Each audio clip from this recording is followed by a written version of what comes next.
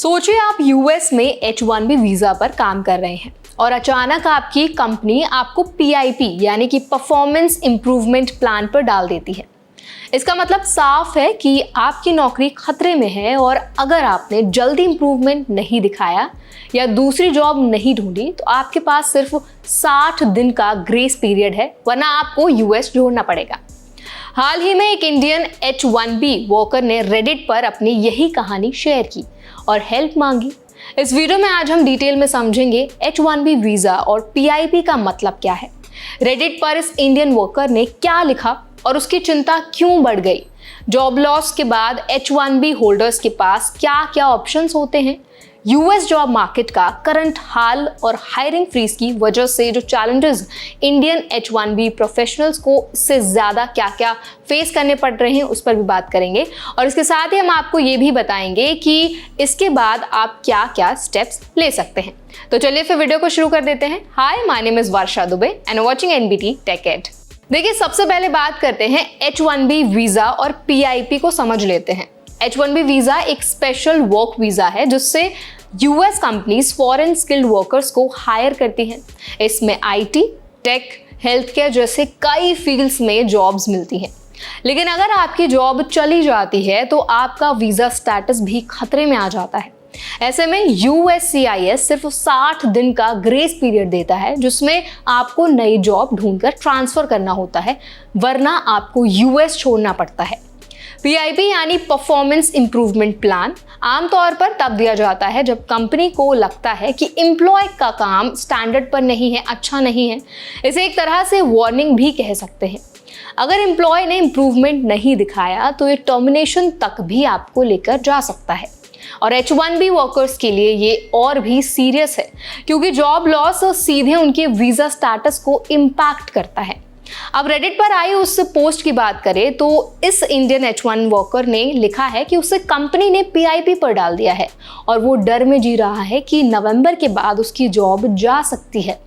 उससे बताया कि रोजाना जॉब एप्लीकेशन डाल रहा है लेकिन मार्केट बहुत स्लो है और कई कंपनीज H1B हायरिंग पर फ्रीज लगाए हुए हैं। वर्कर ने यह भी लिखा है कि उसका H1B वीजा 2027 तक वैलिड है, लेकिन जॉब लॉस के बाद सिर्फ 60 दिन में ही नई जॉब ढूंढना आसान नहीं होता।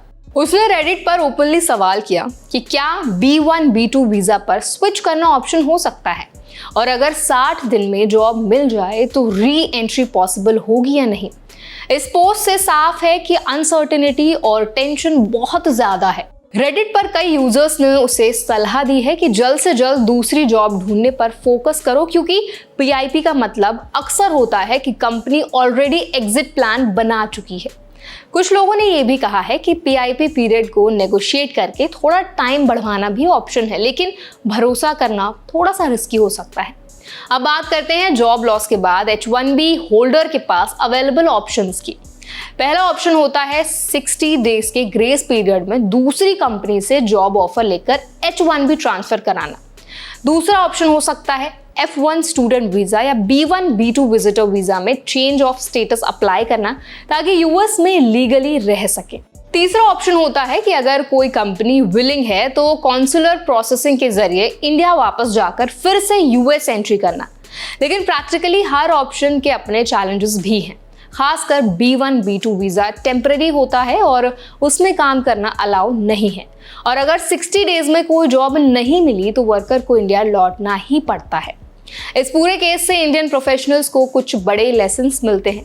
सबसे पहले, जॉब सिक्योरिटी पर पूरी तरह डिपेंड करना रिस्की है, हमेशा बैकअप प्लान तैयार रखना चाहिए। दूसरा, मार्केट सिनेरियो को देखते हुए मल्टीपल जॉब ऑप्शंस अप्लाई करते रहें और नेटवर्किंग लगातार अपनी बिल्ड करते रहें। तीसरा, वीज़ा रूल्स और ऑप्शंस की जानकारी पहले से होनी चाहिए ताकि इमरजेंसी में सही डिसीजन लिया जा सके। और चौथा, मेंटल हेल्थ और स्ट्रेस मैनेजमेंट पर ध्यान देना बहुत ज़रूरी है क्योंकि ऐसे हालात में पैनिक डिसीजंस और भी नुकसान पहुंचा सकते हैं। तो ये थी पूरी कहानी एक इंडियन H1B वर्कर की जिसने अपनी रियल सिचुएशन रेडिट पर शेयर की। ये केस अकेला नहीं है बल्कि thousands of Indians US market में इसी तरह की अनसर्टेनिटी फेस कर रहे हैं। अब इस पूरे मुद्दे पर आपका क्या ओपिनियन है हमें कमेंट सेक्शन में जरूर बताएं और ऐसे और भी वीडियोस के लिए हमारे चैनल NBT टेक एड को जरूर सब्सक्राइब करें।